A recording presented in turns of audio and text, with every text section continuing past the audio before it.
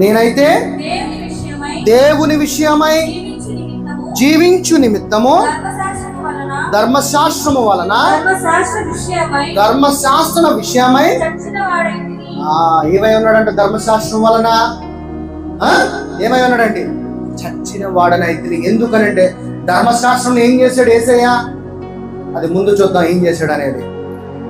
ధర్మశాస్త్రం బట్టే కదా పాపం వచ్చింది. ఏమండి, ఇప్పుడు మోజెస్ గారు ఇక్కడ కొన్ని రూల్స్ పెట్టారు అనుకోండి, ఇక్కడ కూర్చోకూడదు అన్నగారు అని అనుకోండి, అన్నగారు వెళ్ళి అక్కడే కూర్చున్నారు అనుకోండి, అప్పుడు ఏమైంది? అది తప్పు. ఎవరికి కనపడుతుంది? మోజెస్ గారికి.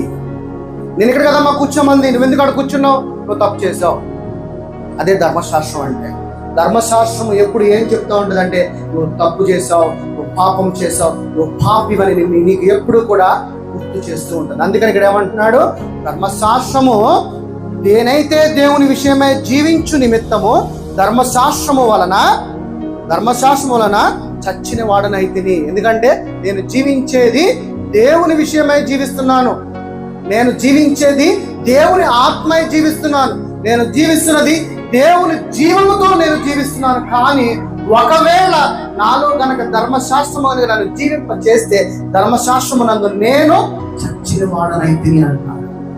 అందుకనే నీకు ఏది కావాలో, మంచి కావాలా చెడు కావాలనేది మిమ్మల్ని మీరే ఎంచుకొనుడి అంటున్నాడు. ఎందుకనంటే నువ్వు ఎంచుకోవాలంటే నీకేం కావాలి? ముందు విశ్వాసం కావాలి. నువ్వు ఎంచుకోవాలంటే నీకేం కావాలి? నమ్మకం. ఏది మంచి ఏది చెడు అని తెలుసుకోవడానికి నీకేం కావాలి? నీ మనసు ఏం కావాలంటే రూపాంతరము చెందాలి, రెన్యూ చెందాలి. అప్పుడే దేవుని యొక్క సత్యమును ఎరిగి నా కొరకు ప్రాణం పెట్టిన యేసయ్యతో కూడా నేను కూడా సిలువ వేయబట్టున్నాను పాపం విషయమై.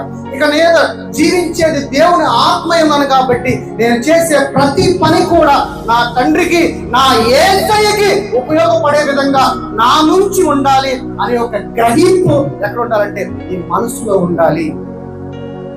నీ మనసు మారు మనసు పొందకుండా, రెన్యూ అనేది జరగకుండా నువ్వు ఎంతగా దేవుని యందు ప్రార్థన చేయటము వృధా. నీవు దేవుని ఆత్మగా జీవించిన రోజున యేసయ్య ఎలా ఉన్నాడు? కనికరం కలిగిన వాడు, జాలి కలిగిన వాడు, ప్రేమించేవాడు. ఆ ప్రేమ నీ నుంచి నువ్వు కనపడకపోతే వృధా.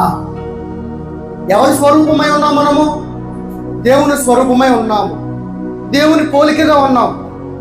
మరి నువ్వు దేవుని పోలికగా ఉన్నావని చెప్పుకుంటూ నువ్వు అపవాది యొక్క స్వభావంలోనే జీవిస్తే అప్పుడు ఏమంటున్నాడంటే ఉంటే అటన ఉండు, లేకపోతే ఇటన ఉండు.